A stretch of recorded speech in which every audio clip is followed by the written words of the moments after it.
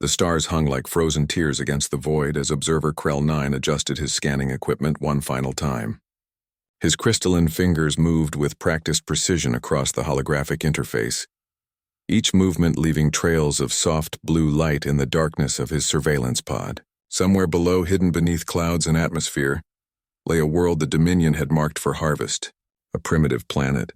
A simple conquest. Earth Krell had performed this duty 43 times before. Each time the pattern remained the same. Arrive, observe, report weaknesses. Watch as the Dominion fleets descended to claim another world for the Empire. It was efficient. It was methodical. It was how the Dominion had conquered 700 worlds across 9 galaxies. But something felt different this time. His sensory appendages tingled with an unfamiliar sensation as he initiated the deep scan protocols. The electromagnetic spectrum blazed to life on his screens, revealing a chaotic mess of signals. Radio waves, television broadcasts, internet data streams. The humans were loud, broadcasting their existence into space without fear or caution. Krell's mandibles clicked together in what his species considered amusement. They have no idea what lurks between the stars, he thought. The preliminary data crystallized before him. Human civilization had reached what the Dominion classified as Level 2 development. They had split the atom, reached their moon, built primitive computers, but they possessed no faster-than-light travel, no energy shields, no plasma weaponry. Most damning of all, they remained fractured into nearly 200 separate nation-states, each viewing the others with suspicion or outright hostility. Perfect prey. Krell transmitted his initial findings to Fleet Commander Voss, whose armada waited in the darkness beyond the solar system's edge. The response came within moments. Proceed with detailed analysis. Identify optimal strike points. The conquest begins in 30 rotations, 30 days by human reckoning. Barely enough time to enjoy what little freedom they had left. To understand his targets better, Krell deployed micro-drones into Earth's atmosphere. Thousands of them, each no larger than a grain of sand, scattered across the planet's surface. Through their sensors, he could see everything. Military installations bristling with nuclear missiles. Cities packed with billions of soft, fragile bodies. Oceans covering most of the planet's surface. It all confirmed what the preliminary scans had shown. This would be easy, but Krell was thorough. He had not survived 12 decades as an observer by taking shortcuts. He began monitoring human communications, using the Dominion's translation matrices to decode their languages. Within hours, he could understand them. Within days, he felt he understood them too. They were violent. Their history dripped with blood. War after war after war. They had invented weapons capable of destroying their own world, then built enough of them to destroy it several times over. They poisoned their own air and water in pursuit of profit. They divided themselves by arbitrary categories like skin color, geographic origin, and belief systems. They were everything the Dominion had learned to exploit in prey species. Yet something nagged at Krell's consciousness. He watched as a human female named Rebecca. Chen worked 18 hours straight in a hospital, saving lives even as exhaustion made her hands shake. He observed a fisherman named Thomas Okonkwo in a place called Nigeria, who spent his meager earnings to build a school for children who had none. He monitored a teenage human named Jamie Reeves who stood between a smaller child and 3 bullies, taking blows meant for another, irrational behavior, sacrificing personal resources and safety for those outside their family units. The Dominion's psychological profiles had no category for this. It simply made no sense from a survival perspective. Krell reported these anomalies to Commander Voss. The response was dismissive. Irrelevant emotional weakness. Continue surveillance of military capabilities. So Krell did. He mapped every military base, every weapons facility, every command center. He identified power grids, water treatment plants, communication hubs, all the infrastructure that would need to be destroyed or captured in the first wave of the invasion. The Dominion war doctrine was brutally efficient. Strike fast, eliminate leadership, crush any organized resistance, accept surrender or eliminate the population. It had worked 700 times. But as the days passed, Krell found himself increasingly distracted by the humans themselves. He watched them create art for no practical purpose. He saw them risk their lives to rescue animals trapped in floods. He observed a phenomenon they called music. where they organized sound waves into patterns that seemed to affect their emotional states. Why did they waste so much energy on things that offered no survival advantage? One particular incident puzzled him deeply. His drones captured footage of a human named David Winters who jumped into freezing water to save a dog belonging to a stranger. The man nearly died from the cold. The stranger had no resources to offer as payment. The dog contributed nothing to human society, yet David did it anyway, and when interviewed by human media afterward, he seemed confused by why anyone considered his actions heroic. "I just did what anyone would do," the human had said, but that was the thing. Anyone would not do that. No Dominion citizen would risk death for a stranger's animal. No Xanthari would leap into dangerous water for no gain. No species the Dominion had encountered behaved this way consistently. Krell began compiling a secondary report, one that went beyond military capabilities. He documented hundreds of instances of humans helping other humans at personal cost. He recorded their bizarre habit of forming emotional bonds with other species entirely. He noted their tendency to create complex social structures built not on survival necessity, but on abstract concepts like justice, fairness, and compassion. "Warning," he wrote. "Human psychology differs significantly from predicted models. Recommend extended observation period before invasion." The response from Commander Voss came swift and cold. "Your function is tactical analysis, not philosophical speculation. Invasion timeline unchanged. Prepare final strike coordinates." Krell felt something his species rarely experienced: doubt. For 43 worlds he had performed his duty without question. But none of those worlds had been like this one. None of those species had been like humans. He watched as a human scientist named Patricia Dominguez published research that would save millions of lives, then refused to patent it so that anyone could use it freely. He observed a construction worker named Carlos Mendoza, who spent his weekends building homes for families he would never meet. He monitored a grandmother named Ruth Abramson, who used her pension to feed hungry children in her neighborhood. What kind of species behaves this way? What kind of beings consistently choose the welfare of others over personal gain? The answer crystallized slowly in Krell's analytical mind. A dangerous kind.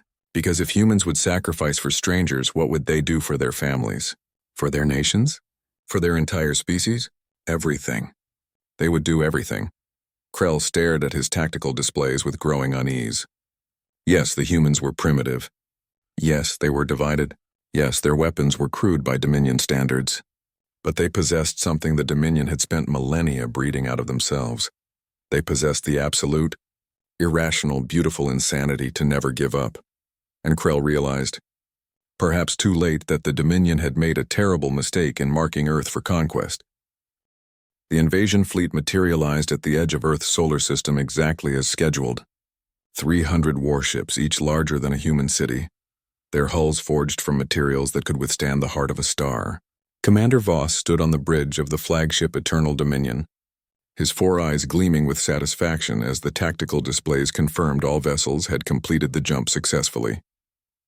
Krell 9 watched from his surveillance pod, still orbiting Earth, and felt his crystalline heart sink. He had sent 17 additional warnings. All had been ignored. The Dominion saw only what it wanted to see: primitive technology, fractured governments, easy prey. They were looking at the surface while Krell had begun to see something deeper. The human military installations had detected the fleet within minutes. Krell monitored the sudden explosion of communications across the planet. Emergency broadcasts, military mobilizations, government officials rushing to secure locations. Panic rippled through the human population like electricity through water. But alongside the fear, something else emerged. In Geneva, representatives from nations that had been enemies for generations gathered in the same room within 2 hours. In Houston, engineers who had been competing for funding began sharing data freely. In Mumbai, Tokyo, London, Moscow, and Beijing, scientists abandoned their individual projects to work on a single problem: how to survive what was coming. The United Nations, a fractured organization that humans themselves often mocked as ineffective, transformed overnight into something resembling actual unity. President Hannah Okafor of the Pan-African Coalition stood before the General Assembly, her voice steady despite the trembling hands gripping the podium. We have spent centuries divided by lines on maps, by the color of our skin, by the gods we worship, she said. Today those divisions end. Today we are simply human. And humans do not surrender. Krell transmitted the speech to Commander Voss. Response to invasion detected. Humans attempting to unify. Threat level remains minimal. But Krell knew he was lying. To Voss, to himself. Because he had seen this pattern before, just never recognized it. Every time humans faced extinction-level threats, they did this. Volcanoes, plagues, world wars, climate disasters. They fought. They adapted. They survived. The Dominion fleet began its approach, a journey that would take 3 days at sublight speeds. Standard protocol called for a demonstration of power, followed by a demand for surrender. Commander Voss selected a target for the demonstration, a small human settlement on their moon, a research station with 47 inhabitants. Krell watched helplessly as the lead destroyer charged its main cannon. The weapon could crack a planet's crust. Against a small lunar base, it was grotesque overkill. The beam lanced out, a river of superheated plasma crossing the void in seconds. The moon base vanished in a flash of light. 47 humans ceased to exist. Krell accessed Earth's communication networks and heard the collective gasp of horror as billions watched the footage. He expected panic, chaos, the collapse of their fragile unity. Instead, something else happened. In Toronto, a woman named Sophie Trudeau held her daughter tight and whispered, "We'll find a way." In Seoul, an engineer named Min Park looked at his team and said, "We have 3 days. Let's make them count." In São Paulo, a teacher named Isabella Santos walked into her classroom and told her students, "Remember this moment. Remember that we did not break. The global response was not surrender, it was fury." Every nation on Earth began feeding resources toward a desperate plan. The humans had been working on theoretical weapons for decades. Particle beam projectors, railguns, nuclear pulse drives. None had been built at scale because the nations couldn't agree on who would control them. Now in 72 hours they would attempt to build everything at once. Impossible, Krell thought. The logistics alone would take months, but the humans didn't understand impossible. In shipyards from Shanghai to Seattle, workers welded around the clock. In laboratories from Cambridge to Cape Town, scientists tested theories at speeds that defied safety protocols. A brilliant physicist named Raymond Kowalski cracked a problem in directed energy weapons that had stumped researchers for 20 years. He did it in 6 hours on a whiteboard, fueled by coffee and rage. Meanwhile, military strategist General Amara Osei coordinated a defense plan that was utterly insane. The humans couldn't win a direct space battle. They knew this. So they didn't plan to fight one. Instead, they planned to make invasion so costly, so bloody, so pyrrhic that even victory would feel like defeat. Krell monitored the preparations with growing fascination. They were arming everything. Commercial satellites equipped with jury-rigged explosives. The International Space Station transformed into a weapons platform. Even civilian spacecraft were being loaded with supplies for guerrilla fighters who would operate after Earth fell. Because the humans had already accepted they would lose the initial battle. They were planning for the war that would come after. On the second day, Commander Voss broadcasted the official surrender demand. His image appeared on every screen across Earth. The translation matrix rendered his words in all human languages simultaneously. People of Earth. You have witnessed our power. Resistance is futile. Surrender your governments. Submit to Dominion authority. Those who comply will be permitted to live as subjects of the Empire. Those who resist will be eliminated. You have 12 hours to respond. The human response came from President Okafor, broadcast from an undisclosed location. Behind her stood representatives from every major nation, a sight that would have been unthinkable a week earlier. To the Dominion fleet. We have heard your demand. Here is our response. Her face hardened into an expression Krell had seen countless times in his observations. Determination mixed with defiance. We choose to stand. We choose to fight. And we choose to show you something you clearly don't understand. Humanity doesn't break. We bend, we adapt, we endure. And we remember. She leaned forward, staring directly into the camera as if she could see through space itself to the alien fleet beyond. You may destroy our cities. You may kill millions of us. You may even occupy our world. But you will never ever make us kneel. Because we are humans, and humans do not surrender. The broadcast ended. Silence filled the Dominion flagship's bridge. Then Commander Voss laughed. A harsh clicking sound. Brave words from primitives. Commence the invasion. All ships battle formation. We descend in 6 hours. Krell made a decision that would have resulted in his execution under normal circumstances. He opened a communication channel directly to Earth's defense headquarters, bypassing all protocols. This is Observer Krell 9 of the Dominion. I am transmitting tactical data on the invasion fleet. Weak points. Command ship locations. Weapon charge cycles. I do not know why I am doing this. I only know that I have watched your species for 30 days and I believe you deserve a chance. The data packet transmitted in seconds. On Earth, military analysts stared at their screens in shock as detailed schematics of Dominion vessels appeared. Admiral Lawrence Chen, coordinator of Earth space defense, looked at the information with tears in his eyes. Someone up there is on our side, he whispered. The final 6 hours became a frenzy of last-minute preparations.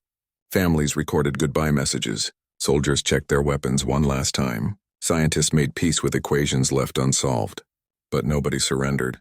Not one nation. Not one city. Not one person.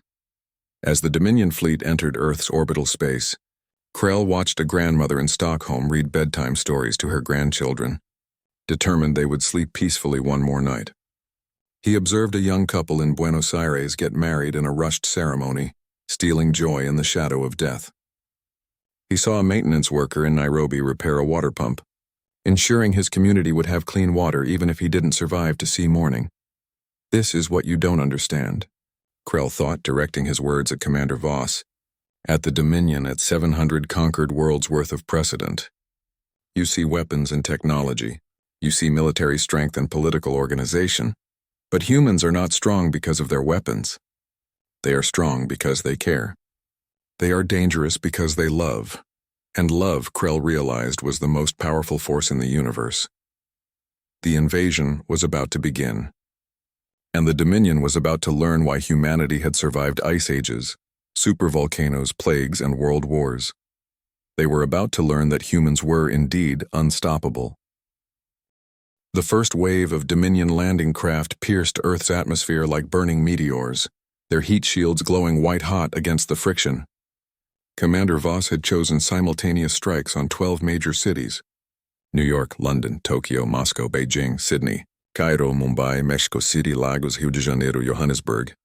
The plan was simple: decapitate human leadership, shatter their will to resist, accept surrender by dawn. But dawn would bring something the Dominion had never encountered before. The landing craft touched down in Central Park, and Dominion soldiers emerged. They were impressive warriors bred for combat across generations. Each stood 9 feet tall, armored in biosynthetic plating that could withstand most conventional weapons. They carried plasma rifles capable of melting through concrete. They had conquered 700 worlds with these same tactics. Then they met the humans. The first soldier to fall was struck by something primitive. A shoulder-fired missile, crude by Dominion standards, launched by a young corporal named James Martinez from a rooftop 3 blocks away. The explosion barely scratched the soldier's armor, but it slowed him down. And in that moment, 20 more missiles hit from different angles. Then 50, then hundreds. The humans weren't trying to fight fair. They were trying to survive. In London, construction workers used excavators as weapons, dropping tons of rubble on advancing Dominion forces. In Tokyo, civilians rigged the subway system with explosives, turning the underground into a deadly maze. In Moscow, firefighters used their equipment to create walls of flame that channeled invaders into kill zones. None of it should have worked against superior technology.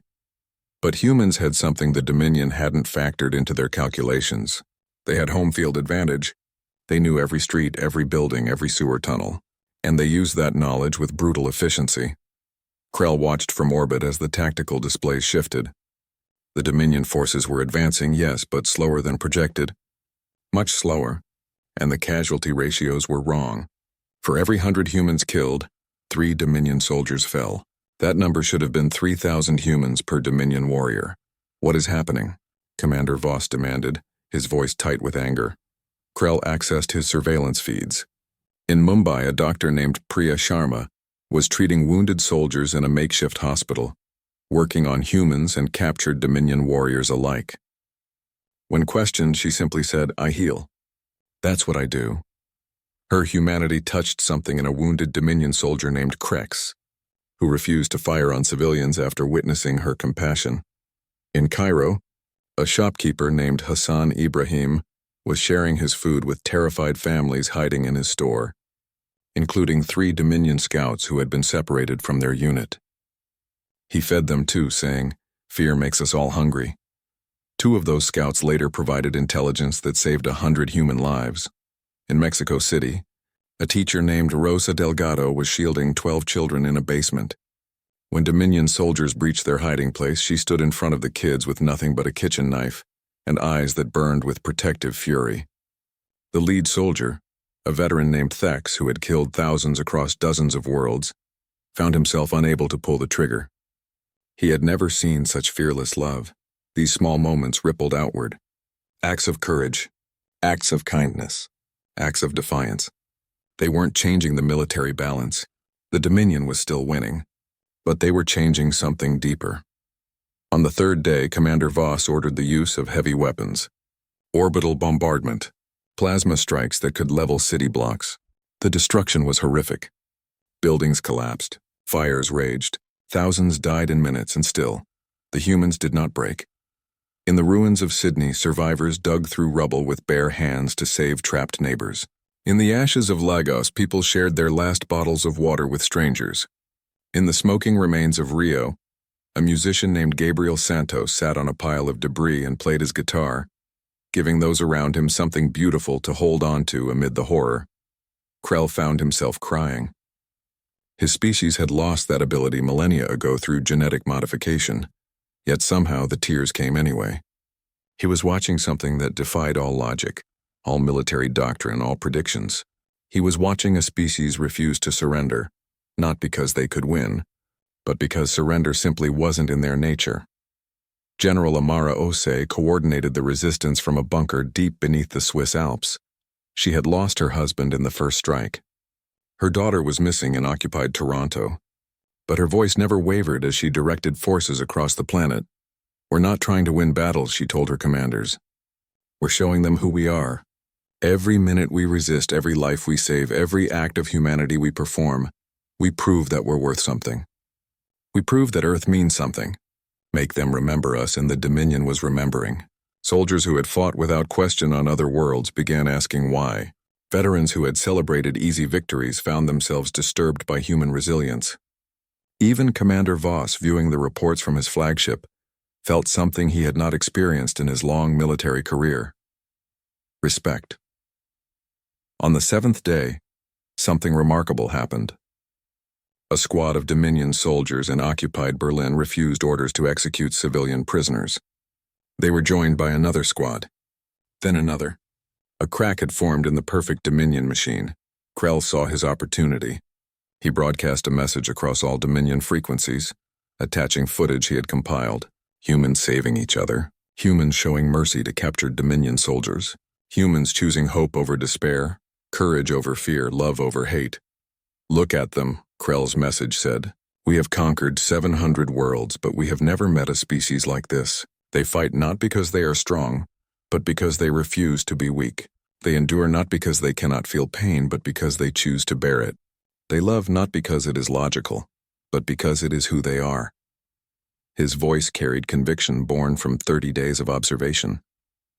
"We call ourselves an empire, but what have we built? We take worlds. We subjugate populations. We spread through the stars like a disease. But humans build. They create. They dream. They make each other better. Who are we to destroy that?" The message reached thousands of Dominion soldiers. Many dismissed it, but some listened, and some began to doubt. In occupied New York, a Dominion commander named Vex watched a human child offer him a flower, smiling despite the destruction around her. In occupied London, soldiers witnessed humans forming a human chain to rescue people from a burning building, risking their lives for strangers. In occupied Tokyo, warriors watched as humans shared their meager food supplies with everyone, including their captors. These were not the actions of a defeated people. These were the actions of a people who knew something the Dominion had forgotten. That civilization was not measured by weapons or territory, but by how you treated others when everything else was stripped away. On the 10th day, President Hannah Okafor emerged from hiding to broadcast one final message. Her city was in ruins. Her government was scattered, but her spirit remained unbroken. To the people of Earth, she began, her voice steady and strong. We have fought for 10 days. We have lost millions. Our cities burn. Our world bleeds, but we have not lost ourselves. We remain human. We remain kind. We remain hopeful. And that is our greatest victory. She looked directly into the camera, speaking now to the Dominion forces. And to those who came to conquer us, I say this: you may occupy our world. You may control our skies, but you will never control our hearts, because we know something you have forgotten. That true strength comes not from the power to destroy, but from the courage to build. Not from the ability to take, but from the willingness to give. Not from conquest, but from compassion. Her final words rang across the planet and beyond. We are human, and humans do not surrender. Not today. Not tomorrow. Not ever. In his surveillance pod, Krell made his choice. He transmitted one final report to the Dominion High Command, bypassing Commander Voss entirely. Subject species unsuitable for conquest. Recommendation: immediate withdrawal and establishment of diplomatic relations. Reason: humanity possesses strategic resource more valuable than any technology. They possess the ability to make others want to be better. They inspire. They endure. They transform everything they touch. And then Krell did something no observer had done in Dominion history. He defected. He guided his pod down to Earth's surface, landing in what remained of Geneva. He emerged to find himself surrounded by armed humans. He raised his crystalline hands in surrender. I wish to help, he said simply. I wish to become what you are, human.